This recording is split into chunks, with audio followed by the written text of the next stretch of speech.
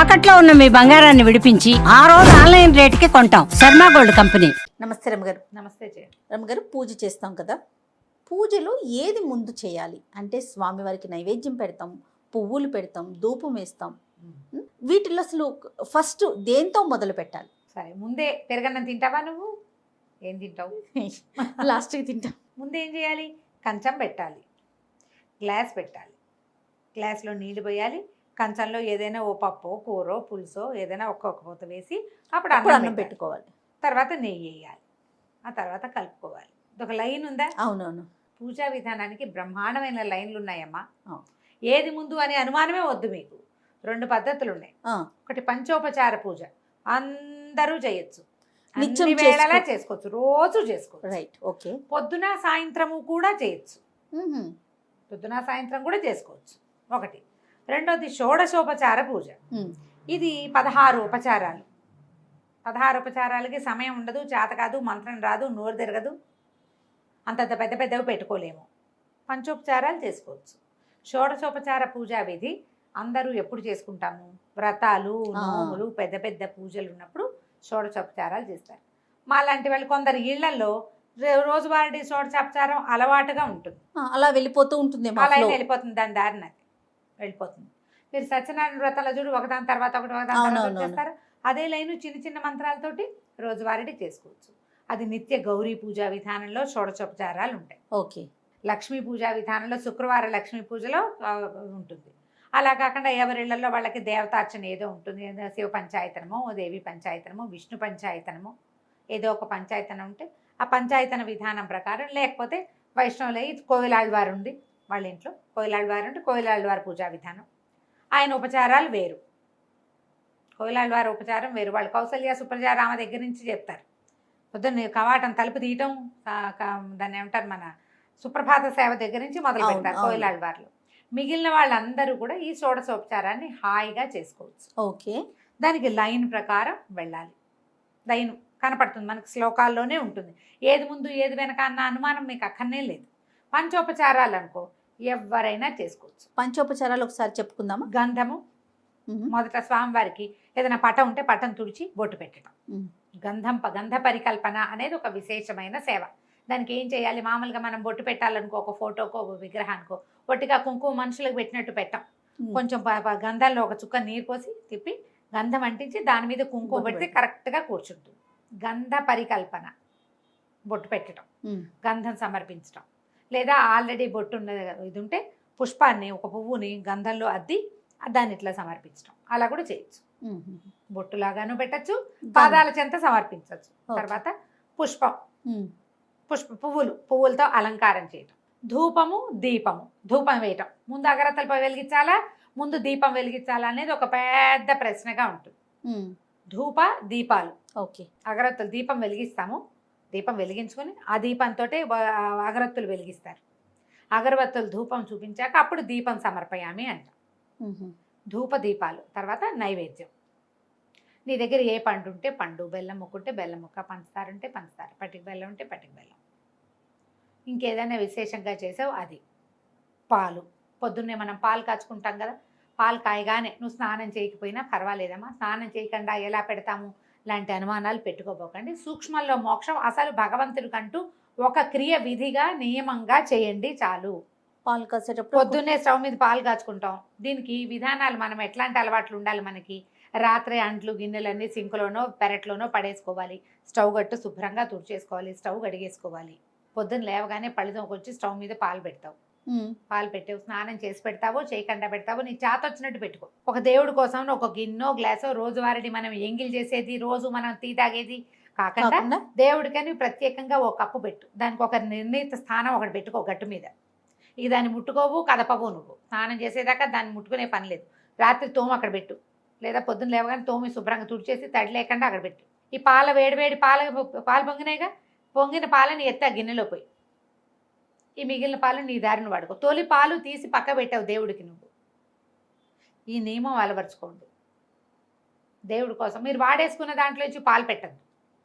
మీ శ్రద్ధ, దీన్ని ఏమంటాం మనం, ఎందుకు పెట్టకూడదు, అది ఎంగిలా అని నువ్వు ప్రశ్నించకూడదు. శ్రద్ధ, నీ శ్రద్ధ, నువ్వు చూపించవలసింది అది. నీ కోసం తెల్లవారి నిద్ర లేవగానే 9ంటికి చేసే పూజ కోసం 6ంటికి నిద్ర లేచిన వాడు కూడా 9 పూజకి నైవేద్యానికి పాలు కావాలి అని ఊహొంది చూసావా? దాని మీద నీకు నియమం ఉంది చూడు. ఎవ్రీడే నువ్వు అలాగే చేస్తావు, మీ ఆయనకి అదే నేర్పిస్తావు. మీ అత్తగారు ఉంటే ఆవిడ అదే చేస్తుంది. నీ పిల్లలు పాలు కాస్తే వాడు కూడా అదే చేస్తాడు. నువ్వు ఎన్ని తరాలని సెట్ చేసావు? ఎన్ని తరాల శ్రద్ధని భగవంతుని ఎందుకు సమర్పించావు? అది ఇంపార్టెంట్. పక్కన పెట్టు. ఎంత చక్కగా ఉందో రమ్మగారు ఆలోచన విధానం, చేస్తే సరిపోతుంది. చాలా బాగుందండి. ఇదే ఇప్పుడు నీకు అదేదో చేయాలనుకోవద్దమ్మా. నేను ప్రతిసారి చెప్తా, నువ్వు బ్రహ్మాండం పగలగొట్టి వజ్రాలు తీసుకొచ్చి పోసినా భగవంతుడు అదే చూస్తాడు, నీ యందు శ్రద్ధ ఉందా లేదా అని. నువ్వు చిన్న చింతగింజ దొరికింది తీసుకొచ్చి నీకోసం తెచ్చా అని చూపించావనుకో, నీ శ్రద్ధే కావాలి. నువ్వు మణులు మాణిక్యాలు ఏం పెట్టావు, నువ్వు ఇంత నైవేద్యం ఉండేవా, అది అసలు ఆలోచనే లేదు. అది కరెక్ట్ కాదు. నీ యొక్క శ్రద్ధ, నువ్వు దానికోసం ఎలాంటి సమయం పెట్టావు, ఎంత ఆసక్తిని కలిగి ఉన్నావు, అది నువ్వు నోటితో చెప్తే, నువ్వు క్రియ చూపిస్తే నువ్వు కాదు, చేస్తే నువ్వు అక్కడ చూపించకుండా ఉండలేవు. ఆయన చూస్తాడు నిన్ను. ఇది అలవాటు చేసుకోండి హాయిగా. షోడశోపచారాలు చేయలేకపోతే పంచోపచారాలు చేయండి రోజు. ఎంత సింపుల్. చాలా. ఎలాగో నువ్వు ధూపం చూపిస్తావు, ఆరతి వెలిగిస్తావు, దీపారాధన చేస్తావు. తర్వాత నువ్వు చేసేది ఏమిటి? నైవేద్యం ఎలాగో చేస్తావు. నేను రెండేం చెప్తున్నాను, గంధము పుష్పము అంతే. నమస్కారాలు ఆటోమేటిక్గా చేసేవి. నమస్కారం ఇవన్నీ నమస్కార ముద్రతోటే చేసుకుంటాం. దీపం పెట్టి దండం పెట్టుకుంటాం, నైవేద్యం పెట్టి దండం పెడతాం, పువ్వులు పెట్టి దండం పెడతాం. ఎన్ని దండాలు అయినాయి? 5 సార్లు దండం పెట్టావు, 5 ఉపచారాలు చేసావు. హాయిగా చేసుకోండి అమ్మా. అదేదో చేస్తేనే మీకు అదేదో వస్తుందని భావించద్దు. ఈ షోడశోపచారాలు మనకి వినాయక చవితి వ్రతకల్పం ఉందా, దాంట్లో కనపడతాయి. మొదటిది ఆవాహన. స్వామివారు వస్తే మన ఇంటికి ఎవరైనా వచ్చారు, రండి రండి దయచేయండి అని పిలుస్తామా లోపలికి. ఆవాహన చేయటువంటి మన ఇంట్లో ఉన్న ప్రతిమా విశేషంలో లేదా ఫోటోల్లోనో భగవంతుని, అయ్యా నువ్వు ఇక్కడ ఉండు మాతో పాటు అని చెప్పి ఆయన పిలవటం. ఓకే. తర్వాత ఆసనం సమర్పయామి, నవరత్న ఖచ్చిత సింహాసనం సమర్పయామి అంటాం. అంత సింహాసనం మనం అక్కడ ఏం వేస్తాం చెబుతాం. ఆసనం తర్వాత ఆచమనీయం, కాస్త చేతులు కాళ్ళు కడుక్కోవటానికి అంటే కాస్త ముందు కాస్త నిన్ను మంచినీళ్ళు పుచ్చుకుంటాం. తర్వాత పాద్యం, ఆచమనీయము పాద్యం, కాళ్ళు కడుక్కోవటానికి నీళ్ళు. తర్వాత ఏం చేస్తావు, ఇంత దూరం నడిచి మా ఇంటికి వచ్చావు నాయన, శుద్ధోదక స్నానం చేయి. పంచామృతాలు ఉంటే పంచామృత స్నానం సమర్పయామి, పంచామృత స్నానానంతరం శుద్ధోదక స్నానం సమర్పయామి. స్నానం తర్వాత మంచి వస్త్రం సమర్పయామి, ఆయనకి యజ్ఞోపవేతం సమర్పయామి. తర్వాత పుష్పం సమర్పయామి, గంధం పరికల్పయామి, అక్షతాన్ని సమర్పయామి. లైన్ అంతా వచ్చేసిందా? ఇక నుంచి ఇప్పుడు మనం ఏదైనా పూజా విధానం ఏం చేయదలుచుకుని పుష్పమాలిక సమర్పణం అవి చేసుకుంటాం. అప్పుడు ధూపము, దీపము, నైవేద్యము, తాంబూలము, ప్రదక్షిణ, నమస్కారము, ఇవన్నీ మనం చేస్తూ ఉంటాం. అవును. మీరు సత్యనారాయణ వ్రతంలో ఇవే చేస్తారు, జ్ఞాపకం చేసుకోండి. అవునండి, అవును. వినాయక వ్రత కల్పనలు చేస్తాం, వరలక్ష్మి వ్రత కల్పనలు చేస్తాం. మీరు సంతోషమాత, వైభవలక్ష్మి ఏ పూజ చేసినా ఇదే లైన్ ఉంటుంది. కొన్నాళ్ళు చేస్తుంటే ఆటోమేటిక్గా అట్లా అసంకల్పిత ప్రతీకార చర్య అయిపోతూ ఉంటుంది. రోజువారీ ఇవన్నీ చేయలేని వాళ్ళు అవి పూజలు అప్పుడు చేసుకుంటామంటే రోజు పంచోపచారాలు అలవర్చుకోండి. పంచోపచారాలు ఒక్కసారి లైన్ చెప్పరా రమ్మగారు? గంధం పరికల్పయామి, మొదటిది గంధము, బొట్టు పెట్టడం, గంధం ఇవ్వటం. తర్వాత పుష్పం, ధూప, దీప, నైవేద్యాలు, అంతే. ఇదే లైన్. ఈ లైన్ ప్రకారం ఎవరైనా ఎప్పుడైనా చేయొచ్చు. నువ్వు చెప్పాను పదే పదే ఇదే మాట చెప్తాను. అవును రమ్మగారు. నేను ఇప్పుడు ఒక రోజు గంటన్నర కూర్చుంటాను జయ. రోజువారీ 30 గంట నుంచి గంటన్నర దాకా పడుతుంది నా ప్రోగ్రామ్.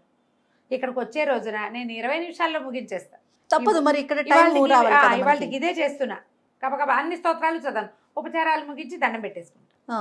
బోల్డన్ స్తోత్రాలు ఆయనకి ఈయనకి జగన్నాథ అష్టకాలు అవన్నీ చదవను, వచ్చేస్తా. కుదిరినాడు చేస్తావు. కానీ ఉపచారాలు మనకు లేదా పెద్దవు 16 ఉపచారాలకు కూడా కుదరదు. తెల్లవారుజామున ప్రయాణం 5 ఉపచారాలు చేసి నమస్కారం చేసుకుంటాం. అది చేయలేదు కాబట్టి ఇది అయిందని అనుకోవద్దు. మీకు అలాంటి భయాలు ఉంటే నేను ఒక పాయింట్ చెప్తాను. నాకు కూడా ఉంటుంది జయ, ఆ భయం ఉంటుంది రమ్మగారు. ఉంటుంది, చెప్తున్నాక కించగా ఉంటుంది. ఏమీ చేయకుండా వచ్చేసామని భయం, ఏదో కొంప మునుగుతుందని కాదు, చేయలేదే. ఇప్పుడు మనం పిల్లల కోసం గబగబా ఏదో చేసి పరిగెత్తుకుంటూ వెళ్ళిపోతాం జయ. ఒట్టిగా అన్నం పప్పు ఉండే పిచ్చి వేద ఏం సరిపోయిందో అనిపించదా? 100% భయమా? అదొక ఆలోచన రమ్మగారు. కించ, అయ్యో సరిగ్గా చేయలేకపోయామే అని. నాకు ఈ పూజా విషయంలో నాకు ఆ కించగా ఉంటుంది. నేను ఇంటి దగ్గర మొదలుపెట్టి మొత్తం స్తోత్రాలు చదువుకుంటాను వచ్చేదాకా. ఎక్కడికి వెళ్ళినా సరే పొద్దున పూట మా వాళ్ళు రేడియో ఆన్ చేస్తారు, రేడియోతో పాటు నేను కూడా మోగుతూ ఉంటాను. ఆ దారి నేను చదివిసుకుంటాను. రామాయణం చదివేది ఉన్నా కూడా చదివేసుకుంటా. ఆ కించ పోగొట్టుకోవటానికి ఓకే, మనకు అలవాటు ఉంటే అంతే. కించపడకండి, కొంతైనా చేయండి. అసలు మొత్తానికి మానేయకుండా ఏదో ఒకటి చేయండి. నేను చెప్పాను 3ంటికి లేచి ప్రయాణం ఎయిర్పోర్ట్కి పరిగెత్తినా నేను దీపం పెట్టకుండా వెళ్ళను. అలవాటు. ఇక్కడి నుంచి ఎయిర్పోర్ట్కి వెళ్ళే లోపల మొత్తం కంప్లీట్ చేసుకుంటారు. ఆయనకు అప్పచెప్పేసేయాలి. ఇది అలవర్చుకోండి, హాయిగా ఉంటారు. అన్నింటికి శ్రద్ధ ముఖ్యం. ముఖ్యం అంతే. నమస్తే రమ్మగారు. నమస్తే.